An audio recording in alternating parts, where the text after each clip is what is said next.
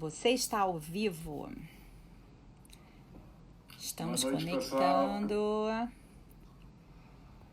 Deixa eu marcar aqui a nossa live. Tô esperando o Ale entrar aqui. Boa noite a todos, a galera que está entrando aí também. Atenção. A Ale já tá chamando a gente aqui. Enquanto isso, deixa eu marcar aqui. A nossa live hoje é sobre futebol. A Ale também tá entrando aqui. Oi, oi! Oi! A Ale já tá aparecendo aqui pra gente. Ale, você tá ouvindo a gente bem? Tô ouvindo perfeito. Só arrumando aqui, mas tô ouvindo muito bem os dois. Tudo bem? Tudo jóia. Deixa eu explicar aqui pro pessoal. A gente fica aqui, ó, em Hangout. Eu fico aqui pequena, a gente fica... Oi! Oi. A gente fica aqui revezando, que como só dá para entrar um desse lado, né? Então a gente fica aqui no revezamento. Tô vendo o seu foco, meu rosto aqui, mas acho que deu certo. Jóia, jóia. Tô aqui só também fazendo os últimos ajustes. Já está me ouvindo bem também, tá, né? Tô ouvindo. Perfeito os dois. Vocês estão me ouvindo bem? Tranquilo também? Tô. Estamos. É que a gente faz essa engenhoca aqui para caber os dois. Deixa eu A aumentar. gente sempre testa antes para ver se está tudo certo também. Bom, o pessoal já está Legal. entrando. Deixa eu primeiro eu vou apresentar o Time Legado, para quem ainda não conhece. Nós somos uma plataforma de conteúdo com foco no esporte, né? A gente considera o atleta o protagonista do mercado esportivo. Então, a gente quer justamente dar voz, dar apoio ao atleta e os profissionais do esporte aqui no Time Ligado. E a gente tem feito essas lives de segunda a sexta, sempre às 6 horas. E de vez em quando a gente marca também o webinar com alguns, de uma forma com maior antecedência, a gente faz uns debates, a gente fez o primeiro com o Renan e com o Luiz Omar do vôlei. Em breve a gente vai fazer mais. Bom, hoje a gente está com o Ale Montrimas aqui com a gente. Ale, apresenta o Ale. O Ale apresenta o Ale. Bom, o Ale é um amigão, em primeiro lugar, um irmão. A gente jogou juntos, jogamos juntos na Portuguesa. E o Ale tem uma grande história também no futebol, no esporte, jogando. Ele vai contar um pouquinho também, desde a época de jogador e até hoje também um pouco no sindicato. Já virou autor de livro, é palestrante, tem uma história grande, tem uma jornada muito bacana. E Ali é bem-vindo. E, cara, assim, a história é comprida, né? Mas eu acho que vale começar um pouquinho explicando assim, um pouquinho de cada, até onde você está hoje também. Bem-vindo. Bom, primeiro, super prazer atender o convite de vocês, de você, meu amigo Ale, que jogamos juntos. Conheci o Time Legado, acho que logo no comecinho, né? Há 1 ano, 2 anos atrás, coisa assim, né? E muito interessante o que vocês vêm fazendo, né? É uma parte que do outro lado do atleta, que, enfim, é o que conta o meu livro, que justamente a maioria das pessoas não faz ideia do que pode representar o atleta, do que passa o atleta. Primeiro, agradecer também, entrou na live aí o Gleger, goleiro, pessoa importante também do futebol. Enfim, hoje vai entrar alguns amigos aí. Legal, bem-vindos. Então, assim, super e prazer. Só um PS, quem quiser fazer perguntas aqui ao longo da live, é só ir escrevendo que a gente fica de olho aqui e vai comentando ao longo da conversa. Desculpa te atrapalhar. Imagina. Então, a história é grande, né? A história é grande. Eu comecei futebol com 14 anos e de lá até aqui, eu tô hoje com 38, faço 39 esse ano, a minha vida foi o futebol. A minha vida foi o esporte e eu evoluí junto com o esporte. Eu ainda peguei o esporte, o futebol ainda de uma maneira... Ele era amador ainda. O jogador de futebol era jogador, não era atleta, né? Então, a coisa foi evoluindo junto até chegar hoje com o livro, trabalhando no sindicato, enfim. História grande. Pois é. E Ale, vem cá, o seu livro ele fala sobre o desenvolvimento do atleta, né? Justamente dessa transformação do jogador desde a infância, adolescência, e a transformação do jogador em atleta também e tudo que o mercado demanda hoje, né? Sim, Ale. É que a vontade de escrever o livro, ela surgiu no finalzinho da minha carreira, que eu parei precocemente, inclusive. Eu parei com 34 anos, ainda tinha condição de continuar, mas justamente porque eu vi que as pessoas não faziam ideia do que era ser um jogador de futebol, esse caminho que se percorre para ser um jogador de futebol. E através da minha história, eu contei todos os passos com a visão de hoje e com depoimentos de hoje, porque quando você passa pela situação, pelo momento, você tem a visão daquele momento, daquela época. Então, o decorrer do livro é contar tudo que eu vivi com a experiência de hoje, né? Mostrar para as pessoas que ser jogador de futebol no Brasil é muito mais complexo do que somente ser bom de bola.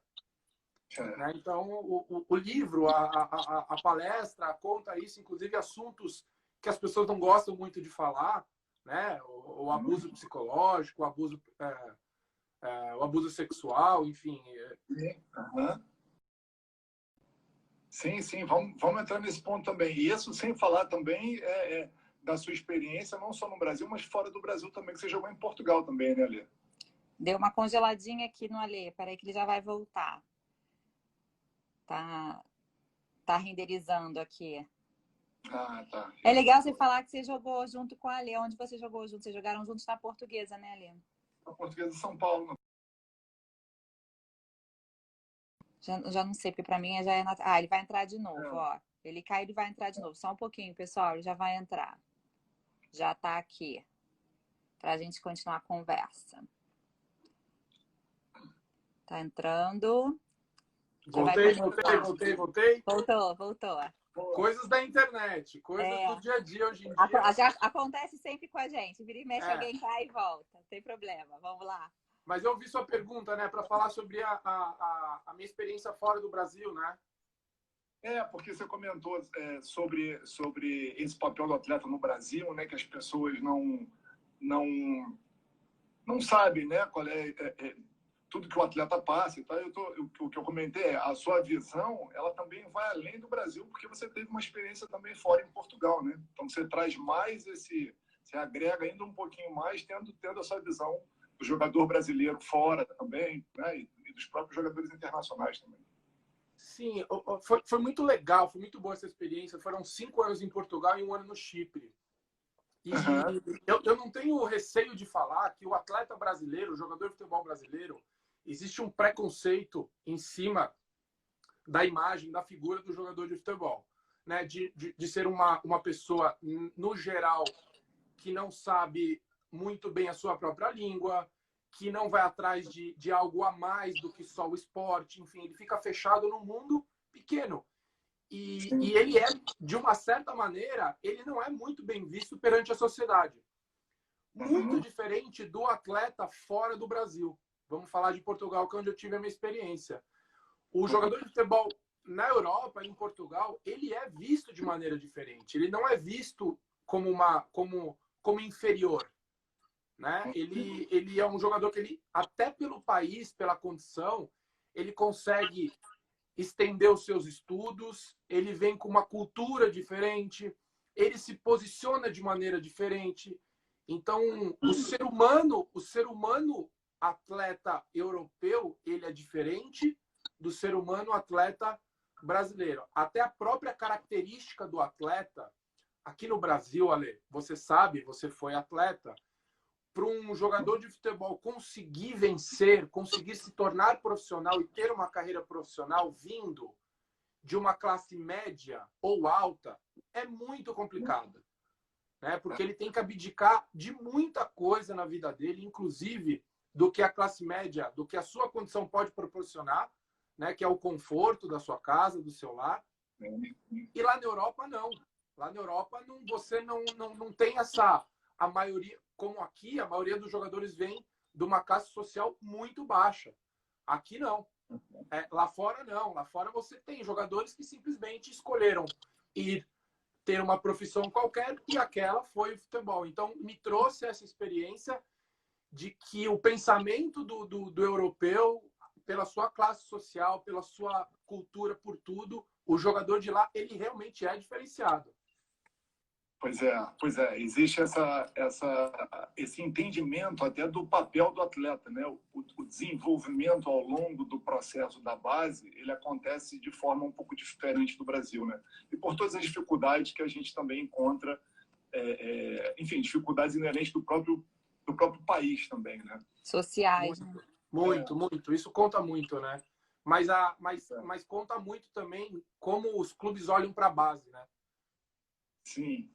A formação do atleta, que é uma coisa que eu bato muito na tecla em relação a isso. A formação do atleta aqui, ela é puramente para o esporte. Você tem alguns clubes que tentam desenvolver e até desenvolvem algo a mais do que só esporte, que estão preocupados em formar o ser humano, porque ali ele tem esse processo, ele entra com 12, 13 e vai até o adulto, então o papel do clube também seria esse. Mas, infelizmente, a maioria dos clubes veem os atletas jovens na categoria de base apenas como mercadoria. E talvez, quanto mais na ignorância eles ficarem, melhor é para controlá-los. Assim pensam os empresários e a maioria dos clubes, infelizmente. Uhum. Você acha que hoje em dia houve alguma evolução ali, de alguns anos para cá, ou isso permanece dessa forma e são poucos ainda que conseguem ter esse tipo de pensamento e desenvolvimento como pessoas e seres humanos? Ale, Bianca, eu tenho, através do sindicato, né? Hoje eu trabalho no sindicato dando as palestras sobre prevenção de abuso sexual. Nos últimos 3 anos, falamos com mais de 50 clubes, na sua grande maioria, a base dos clubes. Então, deu para ver a evolução dos clubes, né? Primeiro que na minha época, na nossa época, não existia assistente social. Para as pessoas terem uma ideia, um atleta, às vezes, ficava 3 anos sem visitar a sua casa. Ele passava o Natal e o Ano Novo debaixo de uma arquibancada, dependendo de algum atleta levar ele. E isso, gente, você imagina na cabeça de um menino a solidão, né? E na época não se falava ainda sobre a parte psicológica do atleta. Ficava muito tempo nos alojamentos, né? Porque os alojamentos dos clubes, e nem sempre também tinha a melhor estrutura. Não, e abandonado, no sentido assim, se ele foi para casa ou não, é o problema dele. Hoje, o papel do assistente social, entre outras várias coisas, é justamente olhar para esse outro lado. Como é que ele está? Como é que está a relação dos pais dele? Quanto tempo faz que ele não vai para casa? Que tipo de cobrança que ele recebe? Então, houve sim uma evolução, até porque o mundo evoluiu. Né? O atleta hoje, o ser humano hoje, ele pode buscar informação sem depender de ninguém. Ele só precisa ter internet. É isso que eu ia te perguntar. Você lá no sindicato tem muito contato também com jogadores. Você é do Sindicato de São Paulo, para quem não sabe, né? O Ale trabalha no Sindicato de São Paulo, jogadores de futebol. E como é que você vê também o atleta em si? Porque é claro que a gente espera que o clube, né, como uma instituição, ele também se prepare e receba melhor esse atleta, mas existe também uma atitude empreendedora do próprio atleta correr atrás dessa informação, né? Você está falando agora da informação, que hoje em dia na internet a gente pode buscar essa, né? A gente tem acesso a muito mais informação do que tinha antes. Como você percebe essa mudança do atleta, do jogador? Você acha que da época de vocês para agora, vocês percebem o jogador mais envolvido nessa busca dessa informação? Então, primeiro, mandar um abraço pro pessoal que está entrando aí, muita gente conhecida, Júlio, que jogou comigo, Júlio Perinetti também jogou comigo, Andrezinho, beijão para vocês. Olha, eu acho que o atleta evoluiu como evoluiu o mundo, né? Você pega uma criança de 12 anos da minha época, minha filha hoje tem 12 anos, eu vejo os dois lados, eu com 12, minha filha com 12, o quanto de informação que ela tem hoje, o que ela busca e o quanto eu buscava. A minha preocupação e da minha geração era ir para a rua, jogar futebol e brincar. Hoje a informação está muito mais, querendo ou não, está muito mais presente. Em relação ao atleta, Bianca, ele sim, ele busca mais. O atleta de hoje ele é muito mais bem informado do que o atleta de antes. Porém, o que ele faz com essa informação, o que ele faz com esse conhecimento é que é complicado. O atleta, ele é difícil se envolver, ele é difícil levantar uma bandeira.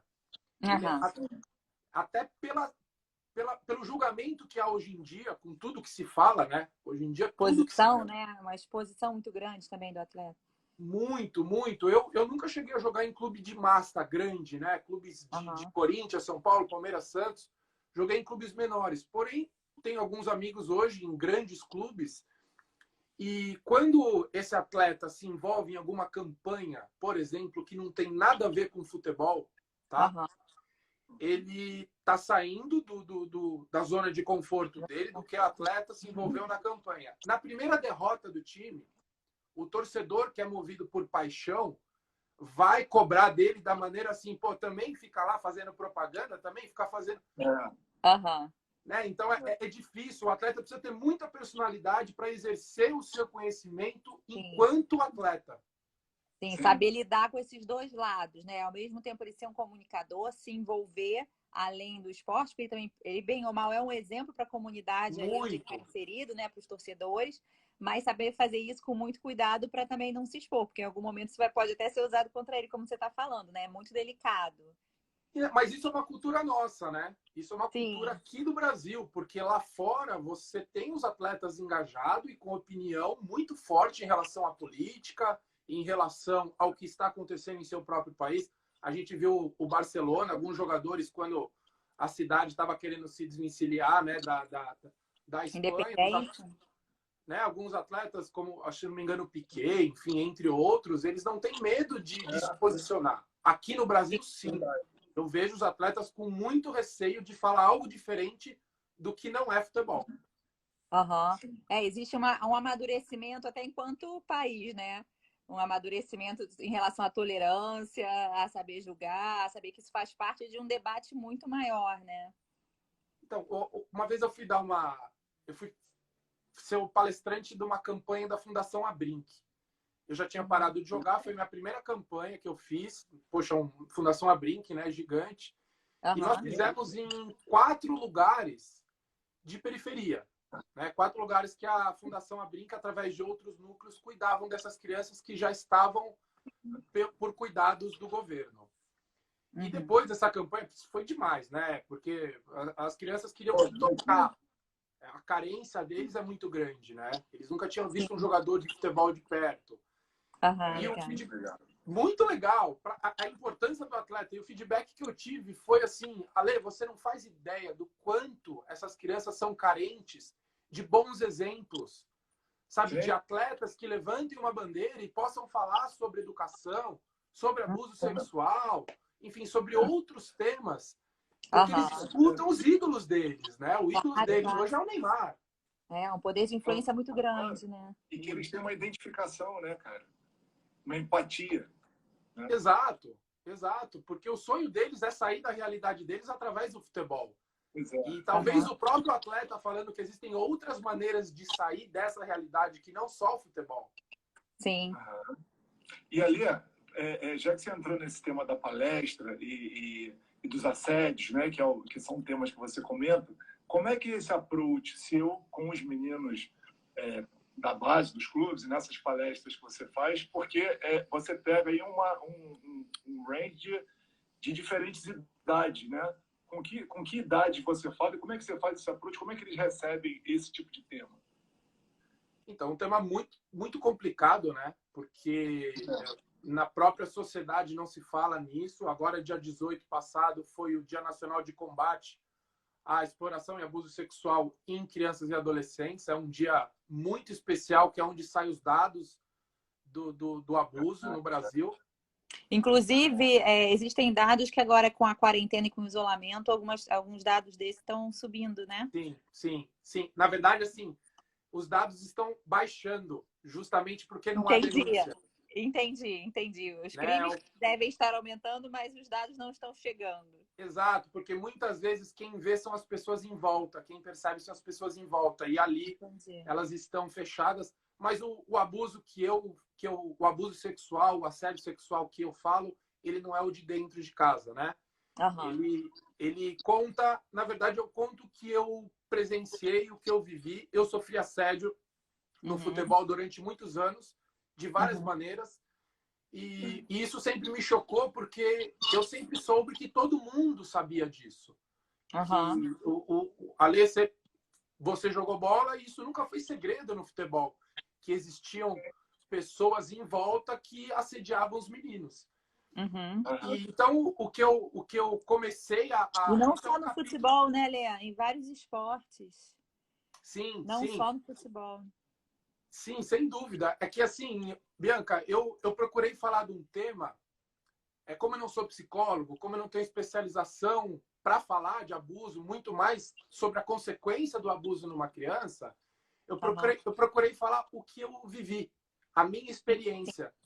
Né? Então, dentro do futebol, isso para mim foi muito presente.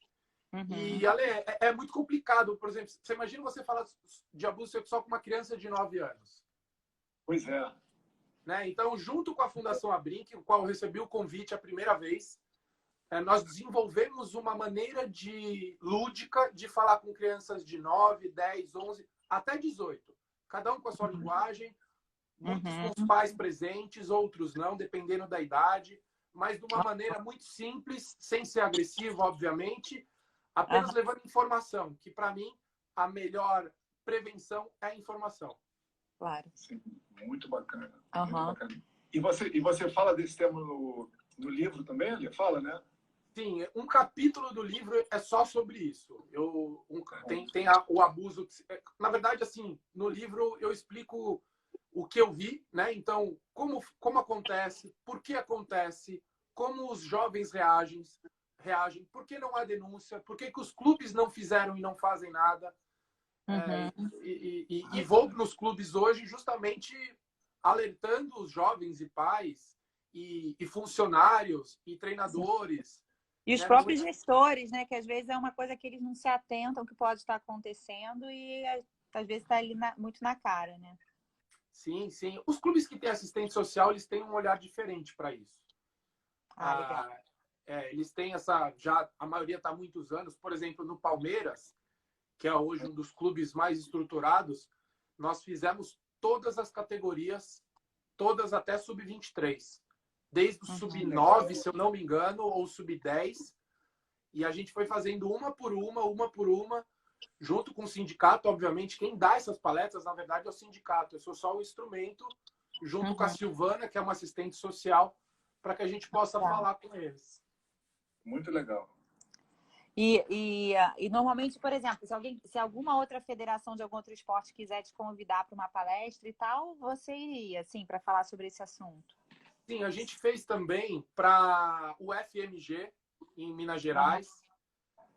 Eu faço muito também, quando não é do esporte, eu faço muita palestra também em Fundação Abrinq, em núcleos, escolinha de futebol, nunca cobrando, né? Sempre quando eu faço, porque normalmente é em lugares com condições bem precárias, né? Então, a gente sabe que não vão ter dinheiro, o sindicato nunca cobra nada dos clubes também. Então, assim, aonde tem... Eu já fiz em igreja, para vocês terem uma ideia. Olha, Eu já fiz igreja. Aonde me convidam e encaixa a minha agenda, eu tenho o maior prazer de ir. E, na verdade, na igreja foi muito legal, porque você tem aquele público que fica com o pé atrás, na igreja já mandaram um amém, um aleluia logo de cara e foi muito legal. Muito bom. Lotada a igreja. Vem cá. As pessoas que queiram comprar seu livro, cara, como é que faz? Hoje, o livro está somente online, né? Porque nós entregamos a primeira tiragem, a segunda tiragem para os clubes de futebol, quando a gente fez nas palestras, a gente entregava para os clubes.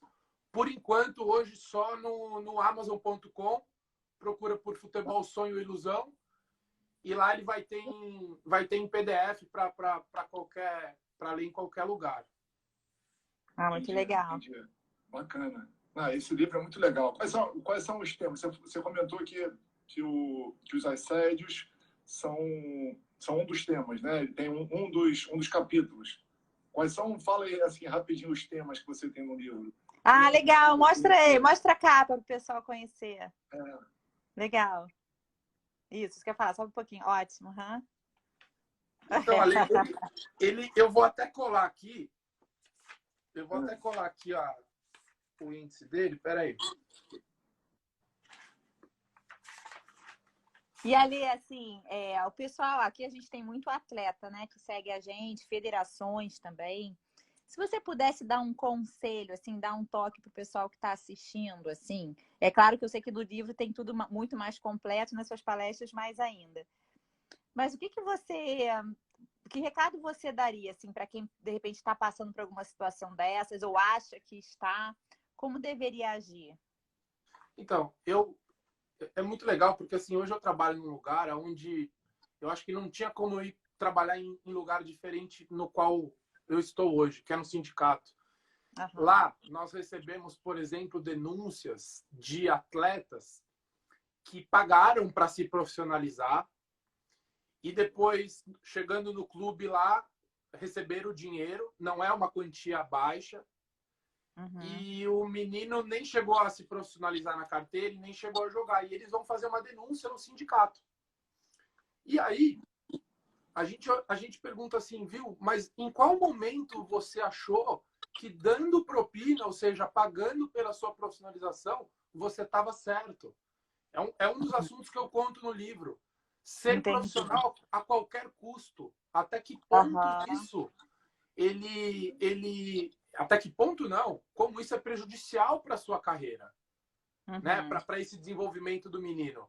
A pressão hoje dos pais nos jovens, ela é uma coisa absurda. Desde os 9, 10 anos de idade, nós temos aí em clubes, o clube ele só pode alojar o garoto com 14 anos, Uhum. né?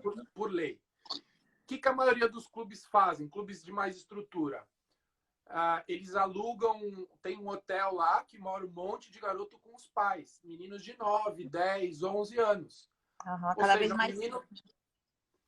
o menino sai lá de outro estado junto com o pai ou com a mãe. Olha que complicado. Normalmente vem um dos dois, ou seja, o casal já se separou. Já está cada um num canto. E aí o menino começa a treinar e o pai sem emprego, porque o clube não arruma emprego, começa a procurar emprego aqui na grande São Paulo. Sim. E o menino, ele não tem a opção, de repente, de chegar em algum momento desse caminho e virar para o pai dele ou para a mãe e falar assim, não era isso bem o que eu queria. Porque já envolveu tanta coisa, tanto investimento emocional, tanta pressão nesse garoto, que ele vai ter que ser jogador de futebol a qualquer custo. É E muito aí peso, né? A responsabilidade pesa muito para essas crianças. Demais. Um casamento, muitas vezes, os casais se separam, né? Porque ficam muito tempo longe. Muitas vezes vem o pai ou a mãe sem emprego, fica aqui. E aí que o menino se vê na situação em que ele tem que ser jogador de futebol. E aí entra os abusos, tanto psicológico como sexual. Porque ele percebe que só ser bom não é o suficiente.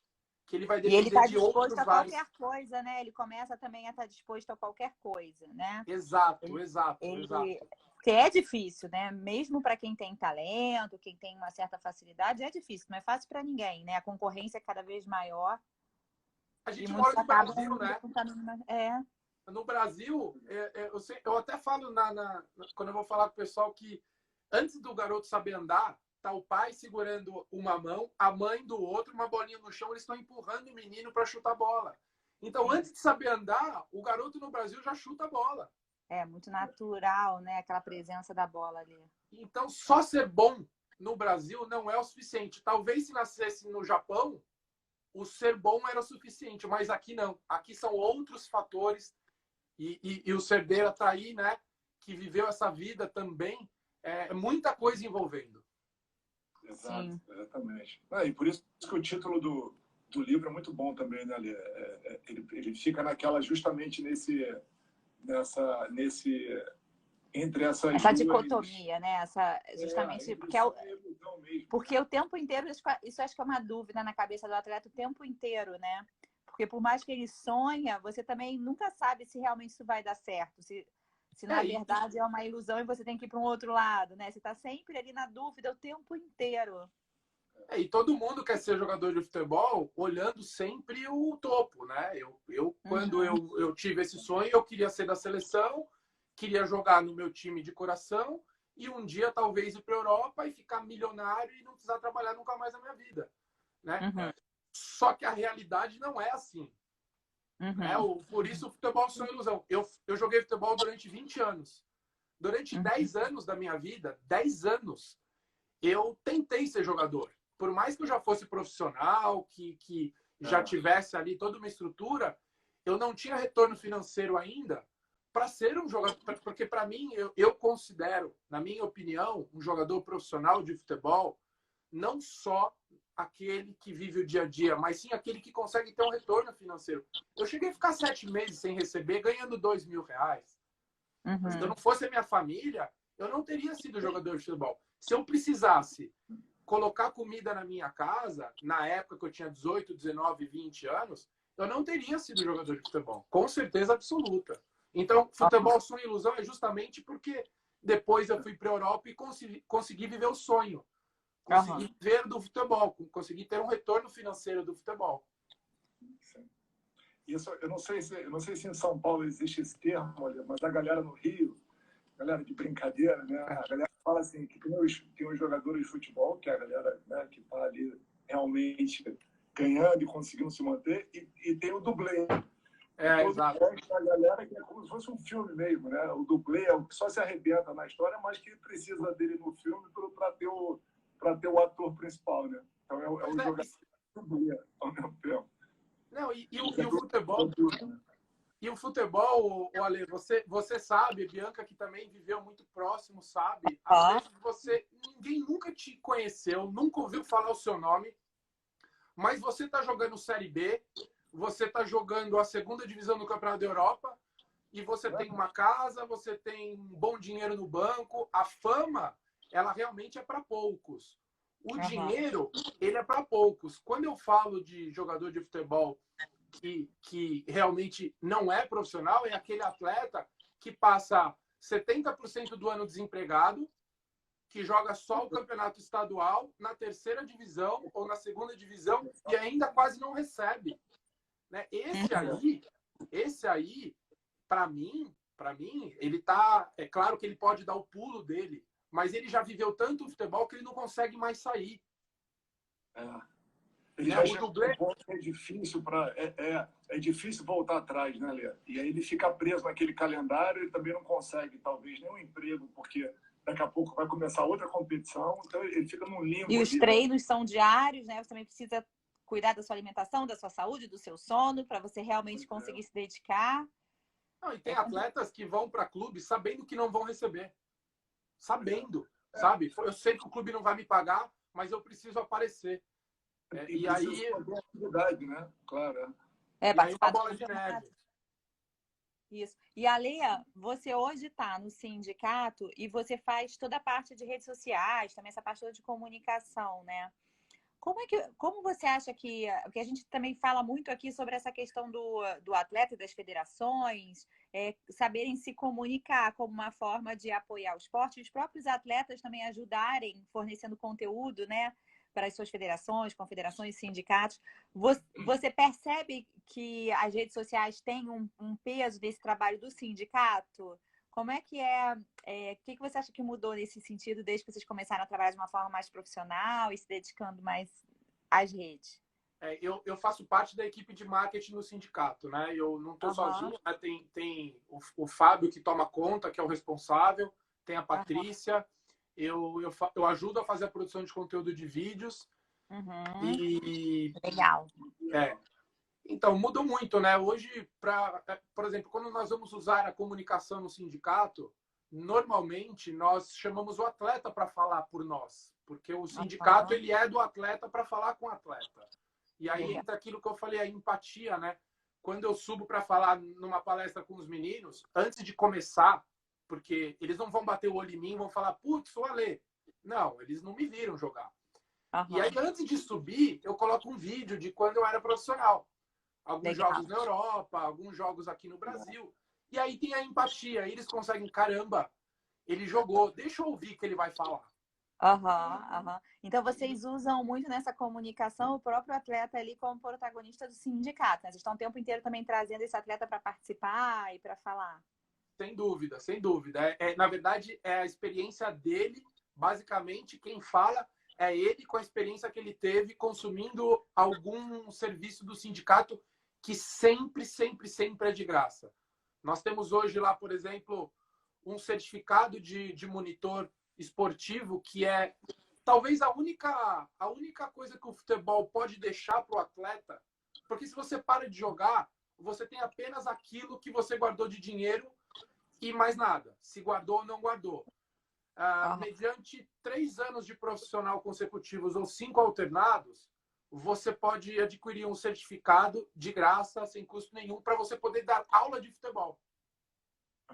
Ótimo. Né? Isso é uma coisa que o sindicato proporciona, porque nem aula de futebol, se você não tiver o sindicato, você pode ter jogado 20 anos que não pode. Outra coisa são descontos em faculdade, reembolso de até 80% em qualquer faculdade. Muito legal. Também é muito legal. E também tem alguns cursos online também, com certificado no Educatleta. Então, hoje, a maioria é online, né? Porque nós sabemos a dificuldade do atleta. Então, hoje, o atleta só não busca informação, só não vai atrás se não quiser realmente. Olha, tem uma pergunta aqui. Deixa eu só fazer uma pergunta aqui que está isso aqui. Vai. Quais as maiores dificuldades encontradas no Bragantino e o que aprendeu com aquele momento? Andrezinho, na verdade, Andrezinho, ele foi meu lateral direito desse time. Olha. Legal. Ele está perguntando isso porque sabe que a gente viveu lá. Isso foi em 2005. Nós chegamos hoje... Não foi, Léo? Exatamente. O Bragantino estava há 10 anos na segunda divisão do Paulista. É um clube que tem história, que dispensa comentários. E nós montamos um time que era o menor orçamento da competição. O treinador era o Marcelo Veiga. E nós subimos. Só que, assim, são histórias que faltava água, chovia dentro do alojamento, chovia fora, e aí pingava no ventilador que ventilava e passava água para dentro.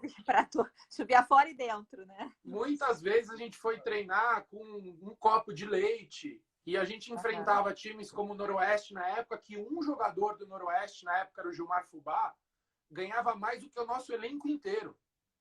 Acontece muito isso, né? O futebol ele é muito concentrado em alguns atletas, em alguns clubes, e as pessoas, acho que muitos não fazem ideia do que é o entorno, né? Qual que é essa grande estrutura que faz o esporte acontecer. E ainda tinha, assim, teve não nesse time, porque a gente ganhou a maioria dos jogos, mas teve situações em que eu estava 3 meses sem receber e o time perdia e o pessoal ia no alambrado chamar de mercenário. O Bragantino então, que agora está com o Red Bull, não é? Pois exato. Você vê, começou possivelmente nesse momento, né? Quando vocês conseguiram passar de divisão. O acesso, isso. O acesso. Eu acho que foi um processo que começou ali com vocês, né? E olha onde o time está hoje. Ele conseguiu atrair um patrocínio de uma grande marca e é um case no futebol hoje, né? Não, eu não tenho dúvida que foi a grande virada do Bragantino. Inclusive, até hoje, né? O pessoal daquela época manda mensagem, pede para eu ir para Bragança, inclusive, a torcida organizada lá. Mas foi uma época de decisão nas nossas carreiras. A maioria dos atletas ali já tinham tido várias oportunidades e ainda não tinham acontecido para o futebol. Tanto que depois dali eu fui para a Europa. Ali foi minha grande virada. Abriu a porta, né? E o legal é que eu voltei depois da Europa justamente para o Bragantino e vi toda a estrutura que tinha o Bragantino na época. Depois, né, da reformulação, depois de entrar dinheiro, mesmo tendo um presidente como o Marquinhos Chedi, que é um cara que nos atrapalhou muito na época, e não tenho problema nenhum de falar isso. Ele é um cara muito poderoso no meio do futebol, acabou de vender o Bragantino para o Red Bull, mas é um cara que nos atrapalhou muito na época, um cara muito complicado, é um Eurico Miranda da vida,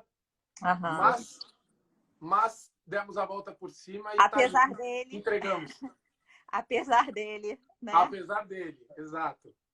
O Andrezinho tá falando que você alugava filme Pro pessoal assistir, vai passar o tempo lá nessa época. Sim, você sabe que uma das coisas que é interessante, eu até conto no livro também, que eu aprendi a falar inglês vendo filme. Legal. Pois é, eu sempre gostei, né, de ver filme. E isso, poxa, para mim foi totalmente...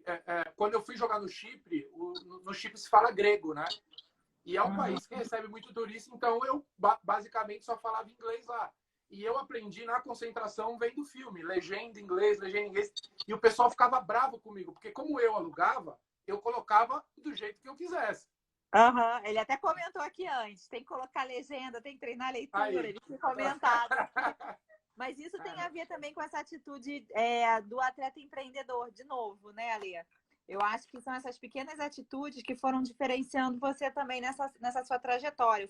Só o fato de você ter tido essa iniciativa de escrever um livro para contar a sua história, se colocar à disposição para fazer as palestras, ou seja, você tem uma atitude também que se você coloca à disposição da sua modalidade, do esporte, e isso também te traz um retorno, né? Eu acho que é uma troca. Você contribui muito para o esporte nesse sentido e soube não esperar que a coisa acontecesse. Você sempre teve essa iniciativa, né? Olha, eu acho que o nome Time Legado tem tudo a ver com a minha iniciativa que eu tive, né? Mediante toda a experiência que eu adquiri, eu quis passar esse legado para o próximo. Eu quis dividir a minha história, eu quis dividir a minha experiência. E eu sempre falo, né, que, poxa, se uma pessoa só pegar essa informação e usar essa informação, puxa, valeu a pena tudo, né? Então é um legado. O nome, o Time Legado, ele nasceu para isso mesmo. A gente acredita muito que o legado, ele se cria todo dia. Porque muita gente fala, qual o legado que deixou, né? A gente acha que o legado você cria todo dia no seu dia a dia.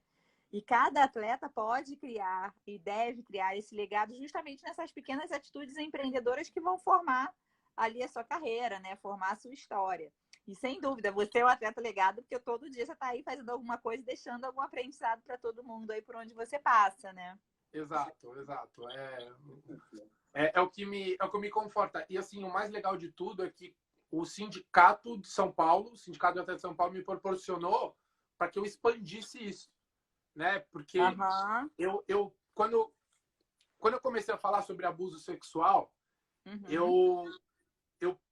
eu fui para a CBF, fui falar na CBF, fui falar na Federação Paulista, enfim, eu fui procurar um parceiro. Né? E todo mundo entendeu a importância, todo mundo sabia da importância do assunto, mas não quero falar, não é o momento. O sindicato foi o único que realmente entendeu do legado disso, né? da prevenção disso no meio. Então, e só de tocar no assunto, né? Porque fica parecendo que é um assunto velado, né? Fica uma coisa velada. Que não, se você não pode tocar no assunto, como uma criança, ou um garoto, um jovem vai poder chegar e né, se sentir à vontade para falar sobre isso ou denunciar alguma situação, né? Se as pessoas mais velhas não se sentem à vontade. Então tem que ser falado, sim, né? Sim, sem dúvida. E assim, eu falo isso, às vezes, algumas pessoas que não ouviram se assustam.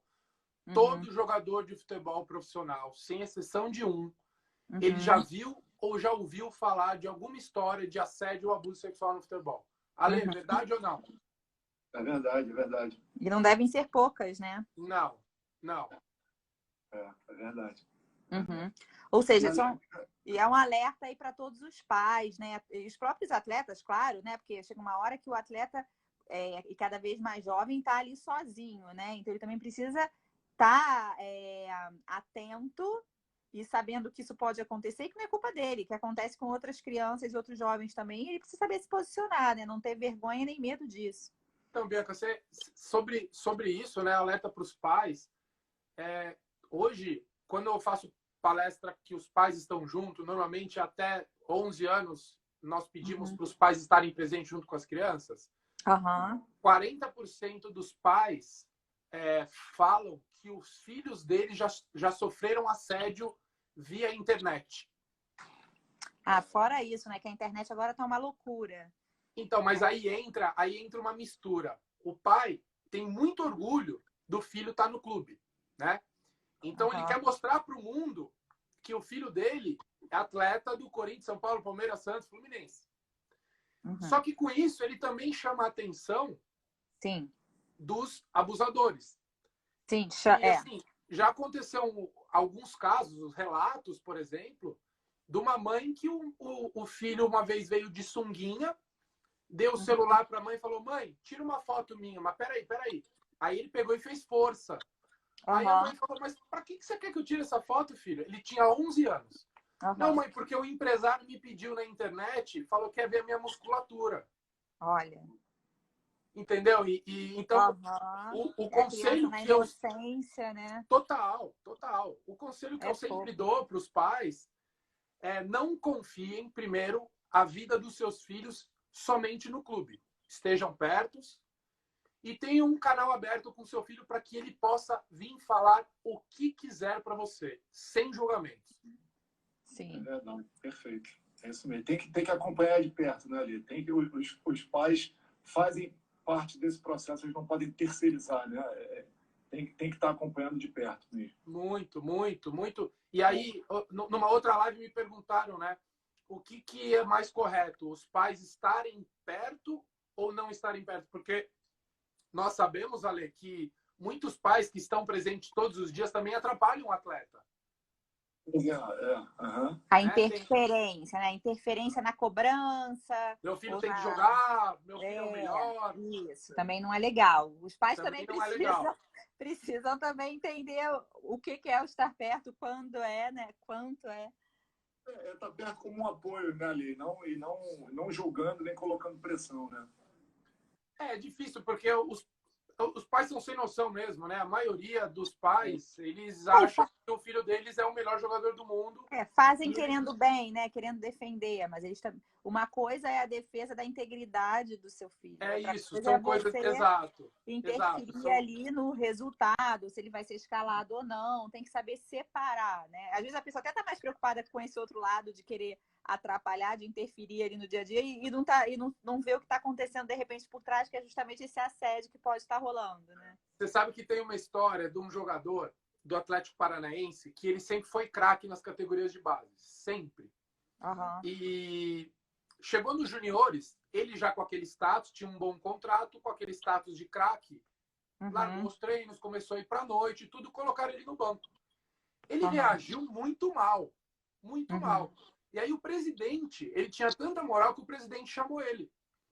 Falou: o que está acontecendo? Ele falou: cara, fui pro banco. Mas tudo bem. Ele falou assim: eu não sei ficar no banco. Eu nunca fiquei no banco na minha vida. E a partir daí, esse presidente, eu não sei se ainda é a política, mas esse presidente começou a adotar que todo jogador deveria passar pelo banco. Olha. Entendeu? Exatamente. Então, você treinar o ser humano, você treinar todas, é muito complexo. Sim. Você lidar com jovens, né? Exatamente. Não, é você saber também lidar com as suas limitações, com o não, né? Saber lidar com o não. Que às vezes você também é muito talentoso, você acha que pode tudo, e o primeiro não que você recebe, você afunda, né? Eu acho que é uma característica do Neymar essa, né? Não saber lidar com o não saber lidar com a crítica. O Neymar, ele é craque desde muito novo, ganha dinheiro desde muito novo. A diversidade para ele... e ele tem ainda essa questão do pai também, tá ali presente, né? Que é outra característica que também, mais ou menos dentro disso que a gente está falando. Eu tô até lendo um livro agora que fala sobre mindset, que até a Bi que me indicou, e que fala exatamente da diferença dos elogios, né? Quando você elogia o talento e quando você elogia o esforço. Ou seja, quando a criança é elogiada por talento, claro que quanto mais talento, melhor, claro. Mas se você sempre exalta esse talento, ela entende que se ela tem talento, ela não precisa se esforçar. Então, o esforço significa, é como se eu tenho talento, eu não preciso se eu tenho talento, eu não preciso me esforçar. Então, a falta de esforço está vinculada ao meu talento. Então, a falta de talento é que gera esforço. Então, se eu me esforço é porque eu não sou talentosa. Como eu sou talentosa, eu não preciso me esforçar, né? Você estimula o esforço. Então, você sabe colocam lá no banco, você está criando uma dificuldade falando, cara, você, apesar de talentoso, né, você também precisa se esforçar para chegar naquele resultado. E até para ela não se frustrar, né? Porque se você só elogia o talento, porque ela não é ninguém é talentoso em tudo. Aí quando você não é talentoso em alguma coisa, você se frustra, porque você não precisou nunca se esforçar, né? Esse lado, eu acho que vai naquela questão que a gente falou do jogador de futebol brasileiro se envolver em outras coisas. As pessoas achavam que o Romário não treinava, né? Mas ninguém via o quanto que o quanto que ele corria 10 metros, o quanto que ele fazia de fisioterapia, o quanto que ele treinava o necessário. Mas o Romário mesmo só mostrava esse outro lado dele que parecia preguiçoso, né? E falta isso mais no jogador de futebol, passar esse outro lado para os jovens, para as crianças que estão na escola, sabe? Que não é só chegar no dia do jogo. E falta mais esse envolvimento de um jogador que ganha R$1 milhão, mostrar para ele que não foi só porque ele saiu da periferia. Né? Não é só isso. É o quanto ele se dedicou, o quanto ele abdicou da vida dele, o quanto ele abdica todos os dias da vida dele. Ah, mas abdicar ganhando R$1 milhão é fácil. Mas você tem atletas que abdicam igual, ganhando 5 mil, 4 mil, 3 mil. Sim, ele não começou ganhando R$1 milhão, né? Ele também passou por uma série de etapas. Nós fomos no Palmeiras uma vez com o sindicato, e que a gente foi entregar alguns documentos lá para alguns atletas, e nós chegamos a 1h30 da tarde. O treino era às 4h. A maioria dos atletas do Palmeiras chega 2h30 antes do treino para fazer todo o fortalecimento, para fazer toda a fisioterapia, sem precisar, que é aquele fortalecimento para evitar lesão. E depois começa o treinamento. Então as pessoas não veem esse lado do atleta. Exato. É muita dedicação, né? E aquilo, o jogo é aquela 1, 2 horas ali naquele momento, mas o dia a dia é muita dedicação, né? Muita abdicação. Muita. Eu acho que abdicação é a palavra. Ali, deixa eu te perguntar uma coisa, cara. Voltando um pouquinho ao assunto que a gente estava falando do Bragantino, você estava comentando lá atrás, né? Logo no começo, sobre a diferença dos jogadores brasileiros com o desenvolvimento dos atletas estrangeiros, né, de outros países e tal. Com esse grupo internacional no Bragantino, você sabe dizer se eles estão implementando algum tipo de trabalho diferente na formação dos jogadores na base, com algum tipo de treinamento, enfim, de algum método diferente? Você diz método dentro de campo? Ou dentro ou fora? Tá, porque eu dei uma palestra para o Red Bull, antes de ser Red Bull Bragantino, né? Há 1 ano e meio atrás, coisa assim. Eles ficam em Jarinu, né? Que é um centro de treinamento que eles alugaram por muitos anos lá, tem uma estrutura fantástica. Eles não fazem nada de diferente que faz um clube grande. Tá? Hoje o Red Bull é um time saudável em todos os sentidos, que tem uma mentalidade diferente, mas assim, que eu saiba, e eu sei algumas coisas ali do dia a dia, eles não fazem nada de diferente que faz um clube grande sério. Né? Para mim, tem alguns clubes grandes sérios que realmente tentam cuidar do atleta fora de campo também, e o Red Bull segue essa linha. Não faz nada assim fora da caixinha. Não, ele tenta trazer, sabe, eles incentivam sim o atleta a procurar algo a mais. Ale, para você ter uma ideia, o atleta ele é obrigado, enquanto atleta do clube, na categoria de base, até por lei, ele é obrigado a frequentar a escola até os 17 anos. Chegou nos 18 anos, ele não é obrigado mais. 95% dos atletas saem da escola. Então vai muito do atleta. Às vezes o clube até oferece uma estrutura. Não sei se você sabe um caso no Cruzeiro. O Cruzeiro hoje, se eu não me engano, ainda hoje, eles têm uma escola dentro da Toca da Raposa. Legal. Porque... não sabia. Que legal. Sim. Porque teve um atleta, há muitos anos atrás, que fez toda a base, foi pro profissional, mas não vingou no profissional e mandaram ele embora. E esse atleta foi na sala do presidente. Ele entrou meio que à força lá, esperou um tempão. Ele entrou na sala do presidente na época e falou o seguinte: e agora? O que eu faço da minha vida? Ah, não, agora você vai para outro clube. Eu não estou conseguindo clube. Eu dediquei minha vida inteira aqui, eu não tenho estudo, eu não tenho nada, eu não sei fazer nada, eu só sei jogar futebol. Eu dediquei a minha vida para esse clube. Então, a partir daí, o Cruzeiro começou a investir no estudo dos garotos, sendo obrigação. Na época, não era obrigado. Então, alguns clubes saíram na frente. É uma pena o Cruzeiro estar assim hoje, porque eu lembro que o Cruzeiro, na época, era um clube modelo. O Cruzeiro sempre foi um exemplo para a base, né? Para a formação de atletas. É realmente uma pena, né, cara? Eu tive há pouco tempo, né? Eu dei palestra para o Cruzeiro, para todas as categorias também. Para o Cruzeiro e para o Atlético. E assim, a estrutura deles é maravilhosa. A questão hoje é a parte financeira, que a gente sabe que não tem controle isso, infelizmente. Pois é. E você vê como é que faz diferença, né? Um clube com uma estrutura, são 2 centros de treinamento, né? Eles fizeram a Toca da Raposa 2, que fica com o profissional, não é isso? Isso. E a primeira fica com a base, não é isso? Isso, exatamente. O Atlético só que é uma para todo mundo. É difícil você manter uma estrutura grande, mas, né, você tem que ter uma gestão forte ali para... Uma estrutura ótima e mesmo assim o clube deu uma queda muito grande. O Wesley comentou aqui, ó, fenômeno ali, admira a sua carreira e fundamentalmente pós-carreira. Parabéns pelo trabalho e dedicação, crescimento do esporte. Quem tem amigo tem tudo. O Wesley foi meu zagueiro, foi meu zagueiro em Portugal, no Portimonense. Hoje ele é formado e ele é advogado hoje, advogado esportivo, também tem um pós-carreira bem interessante. Eu fico muito feliz com pós-carreira de atleta, sabe? Porque nós, Ale, nós sabemos a dificuldade que é você deixar uma vida e começar outra com 30 anos, 35 anos. É você começar do zero. Mesmo, né? Do zero, exatamente. É muito... Então, eu fico muito feliz com qualquer atleta que eu vejo que está seguindo a sua vida, porque, por exemplo, nós no sindicato damos cesta básica para alguns que não têm o que comer. Pois é, isso dá uma pena. É duro. É duro. Olha, a gente tá entrando numa reta final aqui. Vamos começar a nos despedir, porque senão começa a entrar naquele... Chega uma hora que é 1 minuto aqui, contagem regressiva, eu vou ficando desesperada aqui para terminar.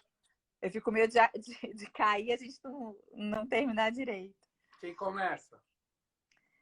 Bom, primeiro agradecer a todo mundo que participou. Deixa eu dar uma finalizada aqui, depois vocês falam. Agradecer a todo mundo que ficou com a gente aqui desde o início, quem passou, quem vai ver depois. Tem sempre uma galera que assiste depois. Lembrando que as lives, a gente está fazendo segunda a sexta, depois elas vão todas para o canal do Time Legado no YouTube, é youtube.com/Time Legado. Então, vocês podem assistir depois, mesmo que não consigam assistir nessas 24 horas, depois vai para lá.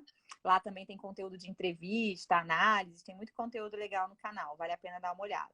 E aqui também no Instagram a gente está sempre trazendo alguma novidade, abrindo a visão sobre o esporte, para o atleta, para as federações, confederações, enfim. A gente tenta sempre trazer um conteúdo bacana para todo mundo, para justamente um apoiar o outro, né? A gente acredita muito que esse time legado é isso. São atletas, profissionais de esporte, um ajudando o outro, se apoiando, para a gente formar um esporte mais forte para quem está agora e para os que vêm aí adiante. Com vocês agora, meninos. Só queria... acelera que já começou aqui 1 minuto e meio, 1 minuto e 30, vai. Eu queria agradecer e dizer que você, enfim, está continuando a sua jornada, sempre de parabéns, sempre sendo uma referência, um exemplo, desde os tempos da Portuguesa e continua sendo hoje. E tenho certeza que vai ser também ainda por muito tempo. Um abraço grande para você, para o teu pai e para os teus irmãos também. Valeu. Ale, eu que agradeço. 1 minuto. Eu sou suspeito. A gente tem muita história. Aquela Portuguesa lá tem muita história. Daria pra gente fazer umas 6 lives. Só vocês têm que um dia juntar todo mundo, só para resenha aqui. Com o time dos paulistas, né? Mas, enfim, o alemão, lenda o Rodrigo Barros, que você entrevistou, eu agradeço. Parabéns pelo trabalho de vocês. É um trabalho inovador. É um trabalho que merece toda a atenção, com muito cuidado, de mostrar a importância do atleta fora do campo. Né? Então, parabéns, obrigado. Quem quiser o livro Futebol Sonho Ilusão, amazon.com.br. Legal. É muito legal para os pais que não fazem ideia do que é futebol, do atleta, e você que é apaixonado por futebol. Ale, Bianca, um beijão no coração. Beijo grande. Obrigado. Obrigada a você, Sucesso. Ale. Para nós e para todo mundo. Beijão. Obrigada mais uma vez, Ale. Tudo de melhor. Beijo. Alemão, você é a lenda, alemão. Beijo.